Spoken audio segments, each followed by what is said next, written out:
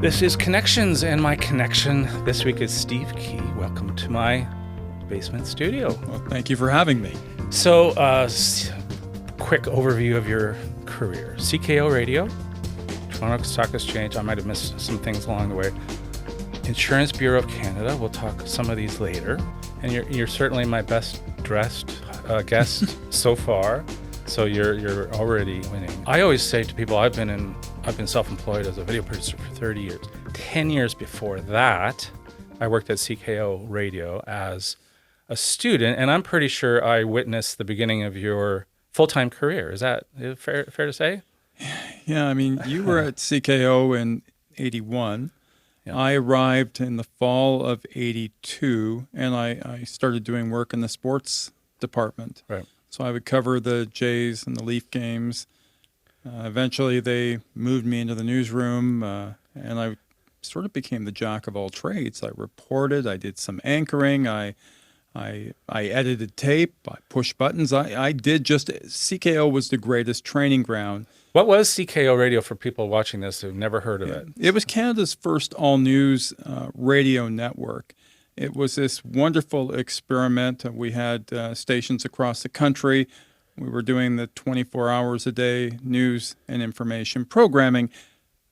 Maybe we were a little bit before our time. Before our time, I was just thinking that. And highly successful all-talk radio stations today, like 680 News, really took the model that CKO started with and have really just supersized it and do it probably so much better. But at that time, CKO was this wonderful place to start, and they would give at that time a 19-year-old kid a chance to do something and be on the air. So you're right out of school, or were you there during school? I did both. I started as an intern. That grew into a part-time job and then a full-time job. So I finished up my schooling at Humber College in the radio program in 83. I was working full-time and going to school full-time. So I would go to school, then go to work. So there were some really long days, but I wanted to secure a job. They always talk about you should go to small communities, but I was learning. It was a master class, and we didn't have that term in those days, but it was a master class in learning about the news business and broadcasting from some of the absolute greats in the business. So we're going to jump around a bit today but it's also, it's important to me to tell everyone how we're connected, and you have to go back that far to figure it out. That said, I feel like I know you better than I should because of social media. You're really, really active on social media, in my humble opinion. We're like almost, I think this is going to be a therapy session for me today because we're polar opposites. I'm a behind the camera guy that I've done hundreds of interviews, but not so much. I've not been on camera that much. You are on camera. You're the guy taking selfies. You're the guy. You do podcasts, travel podcasts, kind of work related podcasts. You kindly guest on other people's podcasts. But you're also very open and honest. So I know exactly, like, you're on vacation. I know, if anything, you're too honest. I heard a podcast you did, somebody else's podcast, and you were talking about your first marriage. Oh yeah, very openly. I'm going, wow. Any fallback from any of your openness over the years? Anything you regret? Sometimes with the family. I don't know if the kids are particularly thrilled with everything I talk about. And there have been some friends that maybe take exception to what I do. But, I this whole information world is what I've been living for 40 years. It's what I always wanted to do. Social media, I always say a decade ago, when my work was largely in traditional media, and social media was almost in its infancy. Within a very short period of time, the pendulum swung, and social media was just as important. So I was talking in my regular job, having to talk with reporters and influencers on social media as much as traditional media. Do you have a particular philosophy, or you just say I'm an open book? I'll just say anything, or because I'm again kind of the opposite. It was my anniversary a couple days ago, and I'm torn whether or not to let my wife put a picture out of it because I'm so private. It's like And I think you have every right to be as private as you want. And I think there's some situations with oversharing of information. Um,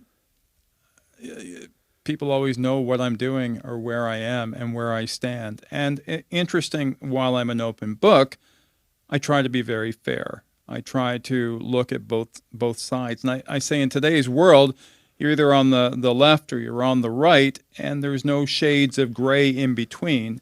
And I try to bring a bit of that perspective, and I also try to be very positive.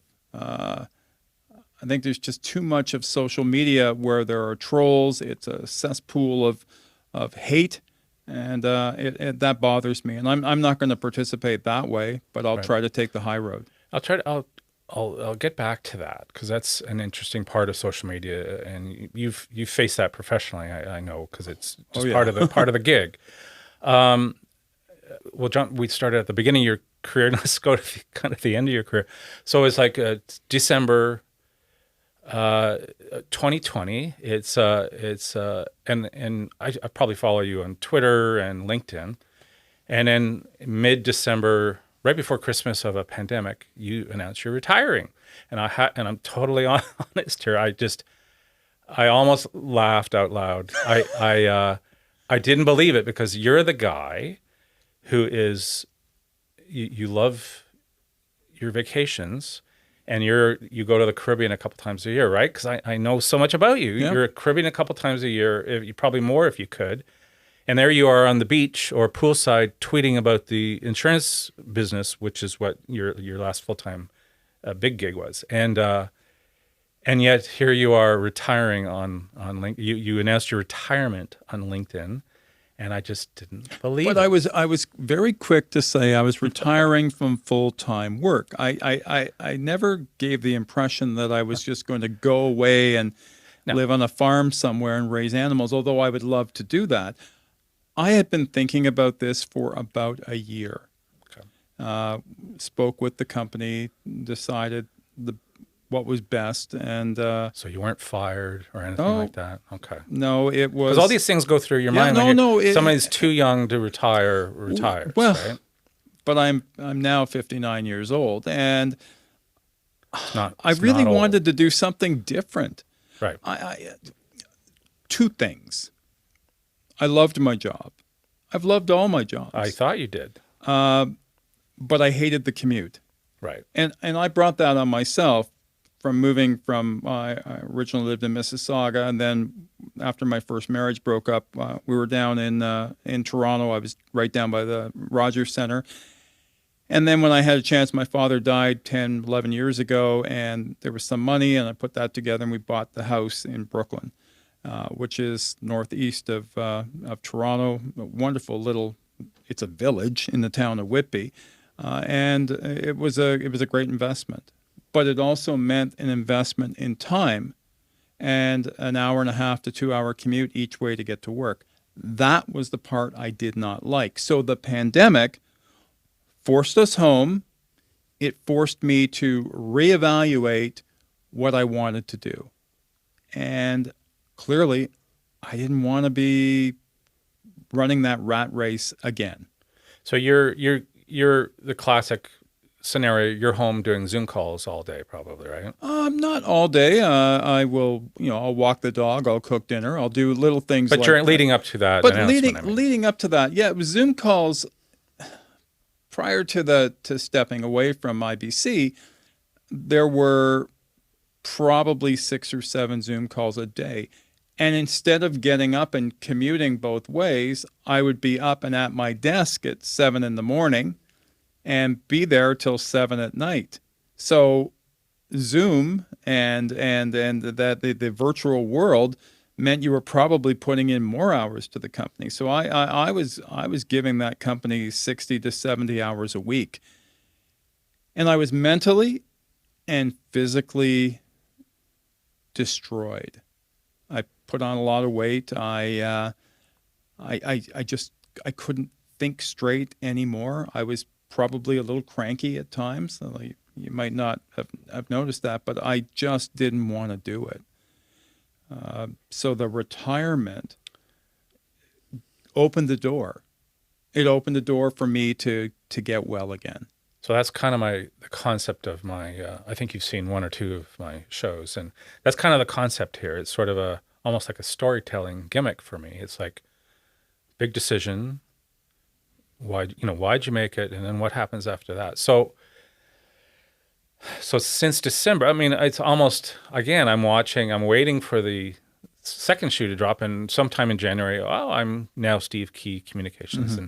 And since then you've, I think, gradually kind of climb back into it. Now you're saying, are you full time? No, nowhere close to that. Okay. So, in order to, I chuckle because in my suit, on the inside of my suit, it's Godfather quotes. So I often quote movies, and I quote a lot of different things. And Godfather 3 and Michael Corleone said, "Just when I thought there was out, they pulled me back in." And that's a bit like retirement. So you're never really completely away. Right.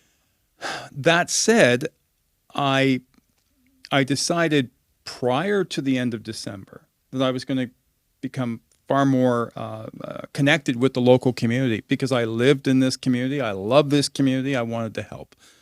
I was appointed into one of the steering committees by the town of Whitby.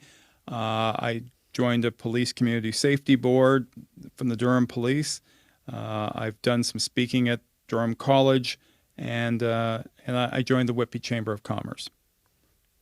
Maybe the best move I ever made, because all of a sudden, when people thought I had time on my hands, they came to me. Can you do this? Can you do that? If I want to write a speech, write a speech. Write a news release, write a news release.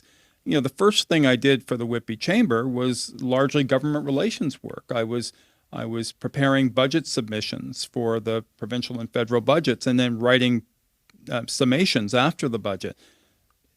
It tied into what I understood communications. I understood the issues. I do a lot of walkarounds in downtown Brooklyn and try to help businesses what they need from the town. So I'm this resource, and I kind of like it. People say, "Oh, you're kind of the mayor of Brooklyn." Well, yeah, I guess I walk around with a bit of that swagger because you're dressed like the mayor. I'm not asking for anything from these companies. They're coming to me if they need help. Right. And that's the greatest gift of all. And so every client that I have, and there's not a lot, like you're making it sound like, I've completely gone into it, but no, I haven't. Yeah. So maybe I'm working 15 to 20 hours a week. Right. That's, and enabled me to diet, exercise, plan myself you around got in there. shape along the way. I've lost 60 pounds. I'm since December or longer than that? Yeah. And Wow. and so I'm healthy. Got a dog, and he's 10 months old now. You have a puppy, you got to walk them a lot. You got to train them. So there's a lot of things I do to try to be a good person and try to be helpful and use what I know and what I'm good at to help businesses that have really struggled during the pandemic. And so that's a lot of my focus. So you want to stay busy, but stay productive in a positive way. I'm not looking to rule the world. I'm not looking to be in a corner office anywhere. Right. I don't want to climb any more ladders. My days of climbing ladders are over. Well, let's talk about that ladder for a sec. So CKO, were you there at the end of CKO Radio? No, I left CKO in 1988. An opportunity came up to go work for the Toronto Stock Exchange, initially to do some market reports. If you remember back to the days, the TSX or TSE people in those days would phone in a market report twice or three times a day. So I was brought in to do that and then work on their media relations practice. This was after the 87 market crash, and there were people that won't even know what that is now, but that was a pretty significant financial event. And a lot of big corporate closures of companies. So the TSX was going through some very challenging times. I thought, well, this is an interesting transition into corporate communications. You're kind of going from the literal jump is journalism and it's to not, communications. and it's not for everybody. And it was Yes. tough at the beginning. Yes. Because I was used to being the reporter chasing the story. And some people won't do it. Yeah, right? and I understand why. Most people need a gig at a certain point But it too, right? took me a year Right. to really find my my footing. Right. I had a wonderful boss at the time who took me aside, knew I was struggling at the beginning because I just wasn't really getting this. And she said to me, what you need to do is kind of proclaim your rarity. And I sat and I let that sit in. I thought, okay, what does that really mean to me? And the definition to that was, what do you do better than anybody else that you can make that the cornerstone of what your job is going to be? And that was networking. That was talking to people. That was being a storyteller. On Bay, like people on Bay Street. Exactly. Essentially. So you're calling the investing community, you're trying to develop relationships. I was doing that and the business media. Yeah, and so a lot of the business media reporters that started and may have worked the business beat and I got to know, we all grew up together. So these same people went into managerial jobs at the newspapers, radio stations, TV stations, and so on and so forth, so that they would pick up my phone calls or read my emails. Right. So I became valuable for who I knew.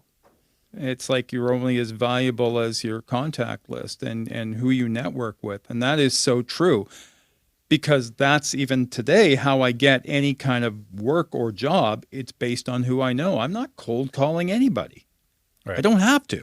Right. And that's the luxury of age and wisdom. Right. It's a lot of years of investing in relationships. Absolutely. Right? When you're at the TSE, Toronto Stock Exchange, so at what point did you start showing up on camera sometimes, like doing interviews? What was that like? Because that's exactly where I am now. I'm 35 years behind you. So, but appearing on camera, what was that like when you first started doing that? It was kind of a natural transition. Because I had started doing the market reports, because I had done a lot of reporting at CKO, I thought, well, we'll work on something to let us tell our voice. The key point there is in the 90s, the trading floor at the stock exchange closed. We closed it. I was part of that project, and it went all electronic trading. So we lost that visual that had been the trading floor.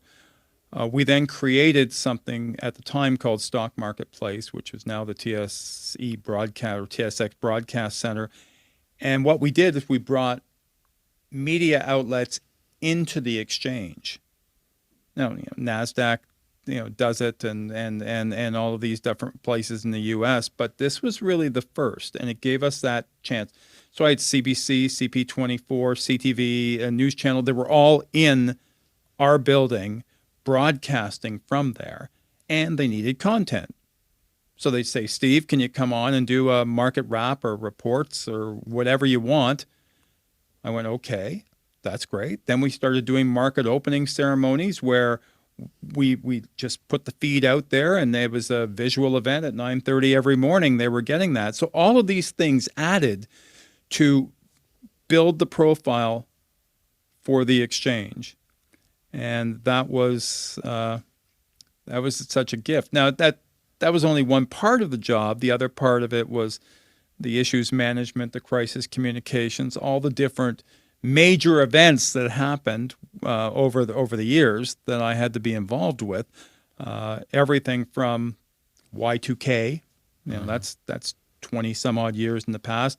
What happened around the markets at 9/11, that was pretty tragic. And then the rise and fall of companies like Nortel, and that aren't even around today, or Bre-X. Bre-X was another one that was a major black eye on the industry. Yeah, so guys jumping out of helicopters and stuff. Yeah, exactly. And so I was so fortunate to be around these events and to be around the people. So you went in there, you didn't have, well, maybe not obviously, but you didn't have a business degree or a commerce degree. No. So you learned everything just on the job, talking to people. Greatest training ground. But one of the best things that happened to me was a boss of mine, Robert Patillo, who was, I always called him the Dark Knight of communications. He had worked for the CBC, had worked for some other major companies. Very, very smart, intelligent guy. Came into the exchange around 2001, and he put his faith in me. And he said, let's get you as much training as possible. He sent me to Wharton down in Philadelphia. I did a lot of work down there. And I was down there like, I'm saying, I'm a reasonably dumb jock who grew up in Malton, Ontario, who coasted by and went into the radio broadcasting program. Sports. And all of a sudden now I'm with these wonderful international students at Wharton and learning just the fundamentals of business and leadership. And terminology. And it helped me. And then I did things like take the Canadian Securities course, which was a tough thing. So I had to learn about the markets. It's like being a sportscaster and mispronouncing a name. You can't be a business reporter and make a dumb mistake, I suppose. Right? Yeah. So and even that translated into in later years, I was teaching a course in communicating financial information at Humber College because I knew it and I understood it, and that was great to be able to do. But I'm not classically trained. There are MBAs and there are really smart people out there. I just bring something different. I can take the complex things and simplify them down. And that's been my entire career, trying to dumb it down and make it palatable for the average person to understand. I always said if I couldn't explain something that my mother or my grandmother could understand, then I wasn't doing the right job. So 20 years at the Toronto Stock Exchange. I think there was a bit of a gap. I think that's probably when I connected to you on LinkedIn. So then I'm kind of following you. Well, yeah, but okay. So what happened is that I had been at the exchange for the 20 years. For a job, I thought I would stay 6 months to a year. Then you get married, you have kids, you're trying to settle down. You didn't want to leave. All of a sudden, Sun Life Financial made me an offer I couldn't refuse. It was phenomenal. To be their communications person. AVP of communications. And that was a staff of 60 people. And there was some local and some connection to the U.S. and internationally. I went to Sun Life and I was there for about 2 years. I absolutely hated it. And not because I hated Sun Life. I hated it because when I was at the exchange, people think the exchange is a huge, huge conglomerate. The exchange was a 500-person organization. Sun Life was 30,000 employees. It was just a matrix of trying to get information out there. So it wasn't the right fit for me. But internal communications at that? It was external, internal. Everything. It was everything. And okay. And so I left there, and that was the first foray into trying to work on my own. That's when I probably linked up with you. Yeah, and it didn't go so well because at that time, that was 2010. So you started from scratch, right? So I was really starting with no plan or no idea. Right. And it was within a year or so that I ended up getting the job at IBC, which was a small organization. Insurance Bureau of Canada. Yeah, right? 300 people.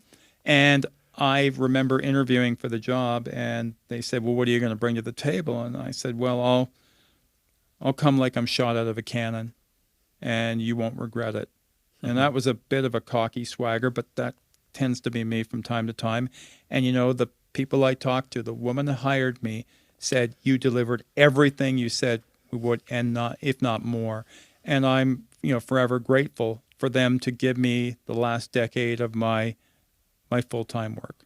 Right. Because I did some phenomenal things at IBC. I was so fortunate. And you think insurance, you think it's not the most sexy business in the world. We help people on a daily basis. And it was challenging. I was in Fort McMurray after the fires. I was in Goderich after a tornado. I was in Barrie after a tornado. Flooding in Alberta, Calgary in 2013. I spent the entire summer commuting back and forth. I saw people when they needed us most, and we did our best to help them. Now, we didn't actually meet. I actually did work for the insurance bureau through an agency that you used to hire, Gabor, yes. So I was paying attention to you because so you did I think kind of an infomercial early days. Yeah. So I did some field producing for that. So I did some of the street interviews for that. And it wasn't the only time that I did things before and after for the insurance bureau. So indirectly, I worked for you. But what I always found interesting, there's a couple points I want to get to. It wasn't always easy because I remember one gig in particular. You're on the street and you're trying to find people to say positive things about the insurance industry, and it ain't easy. Nope. And that, so a couple things. I mean, you learned on the job, and they at the TSX, and they sent you on courses and stuff. But I was always impressed that here's a guy that wasn't in the insurance industry, and suddenly you're out in front. You push you out in front, and you are answering questions about the insurance business, which is complicated. Like an expert, you're the expert. You're pushed out there right away. How did you learn all that stuff so quickly, or are you just a really good actor? Wow. Well, I mean, no. You learn on the job. It's a great question because I'm a sponge. Right. I take in a lot. I process it. I bring it down to the level that I know I understand. There are brilliant policy and legal minds at IBC that can go into every detail into a policy. Right. It was up to me to simplify it, because the ultimate thing is to get you as a person who needs insurance to talk to your broker about what your specific needs are. So you're not paying for things you don't need. And that's a lot of the bottom line. So which brings me back to social media, because part of your job, you were very active as not just yourself, but as the IBC communications guy on Twitter or whatever. And it's the wild, wild west, right? It's like people are taking pot shots at you, the industry, and everything, and you take all the slings and arrows for whatever comes up, and it's rough stuff. I don't know if I can't even do it. I can't even really have a personal account at all. I have such a thin skin. But how do you stand up there in that social? We were talking about social media before, but how do you take all those things and arrows when you're the representative of a company and not just lose it on somebody? Or did you ever lose it? Oh, there were a few times I probably lost it. Did you go back and delete those tweets? No. I would have a discussion to a certain point. So I would have a lot of people who did not like what I said or did not like what the industry said. Primarily the personal injury lawyers. And of course, they're working for people who have been wronged or feel they've been wronged by insurance companies. There are victims' rights groups that felt that I was this guy who just didn't listen to any of their concerns. None of these things were further from the truth. I would actually read and listen to it, and I might adjust my wording from time to time. But how am I going to go? I'm not going to go on a personal attack on somebody. I'll attack what you say. But they might attack you. And they have. Yeah. I listen. It's not that you do anything wrong. I'm just saying, I'm just pointing out it's I got attacked a week or so ago by a bunch of people around wearing masks and vaccines. I mean, it doesn't matter what side of the fence you're on. If you're going to stick your neck out, you can expect to be shot at. And you have to take the good with the bad. I get way more good than I get bad. So I would say that 90% of any feedback I ever get is truly positive. But was that Did that contribute to maybe the stress that you were feeling when you were like your last year or two there? No? No, because I'm an old athlete at heart, and I would when I played sports as a kid, I was never the most talented person. I was a scrapper. I would do everything in my power to win for the team. So part of me liked the challenge, the battle, the fight. But I always tried to fight fair and tried to fight clean. What advice could you give? I mean, I know you I think you say you mentor like students or anyone that might approach it. Someone young they've lived their whole life in this, so maybe they're used to it because there's TikTok and Snapchat and all this stuff. Do you know that my niece, she's 17 years old. She has 225,000 TikTok followers. So you think I'm influential on social media?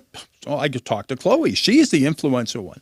But that said, I'm always worried about the social footprint, and that there are too many young people today that don't realize that these things can be used against you at some point if you're looking for jobs or you're trying to do things. And not everybody is going to be an influencer, and you don't have to take off parts of your clothing to get likes. You can say good things, you can be positive, and people will do it. So when I talk to students, I say, one, be careful of what you post on social media, and two, build your network, because I can say things at 59 years of age and get away with things that a 19-year-old can't. You've got a couple podcasts going. One what's it called? The Next Step? Okay, so there's two. And a travel one. The Next Phase. Which is whatever you're in now. It started as almost me just yammering on about something, and then it sort of changed, and it was more interviews and storytelling, and similar to what you're doing. And I've interviewed some fantastic people. I've interviewed politicians. I've interviewed authors. I spoke recently with John Daw. I don't know if you remember John Daw from Global TV, and he had written a book. So I said, listen, I'd love to speak with you on this podcast, because we go back to the days of the exchange. I read his book. Fantastic, interesting read, wonderful interview. It was just something to do that. I talk to students. It's almost like I'm doing their first networking thing on my podcast. And it's great to see these kids go on to get their internships and to get their jobs, and I'm trying to help them. The other podcast I do is something we call Key to Travel. And that is, it is really travel advice and information. I do that with my wife. And Cynthia is, she's the brains behind a lot of that, because she is the one person that can remember each individual detail. I'd say she's got this eidetic memory for travel. She'll know where we've been, what we did, what was important, what had to change. Did you ever see yourself when you're visiting some of these places? I could live here 6 months a year. Yep. Which places are there? Where will I find you in 5-10 years? One of my favorite places is Samana in the Dominican Republic. It's a smaller. It's not Punta Cana or Puerto Plata, but Samana is a small place, and I go to a small island there, which is maybe the best resort I've ever stayed in my life. I'm also does it have Wi-Fi? Yes, it does. It's got to have Wi-Fi. It does have It's Wi-Fi. not worth visiting. Although my phone company, for $10 a day, I can get all the access I want, so that's fine. I also like Jamaica. I like Negril. I love the beaches there, and we have friends down there now. And this is the luxury of my travel, is I get to meet people and to do a lot of that great stuff. And originally, I liked Cuba, although they've had a lot of challenges, and it'll be a while before I go back. But my wife and I were married in Cuba in 2012. We were married down in Veradero, so that it's a special place to us.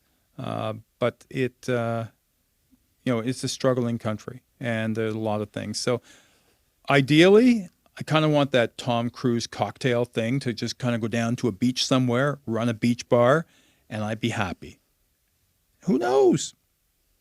Who knows? Could happen. It Buy a could bar happen. in the Caribbean. Yeah, and whether or not, like, we've also been talking about buying a place in New Brunswick, and going down there and living.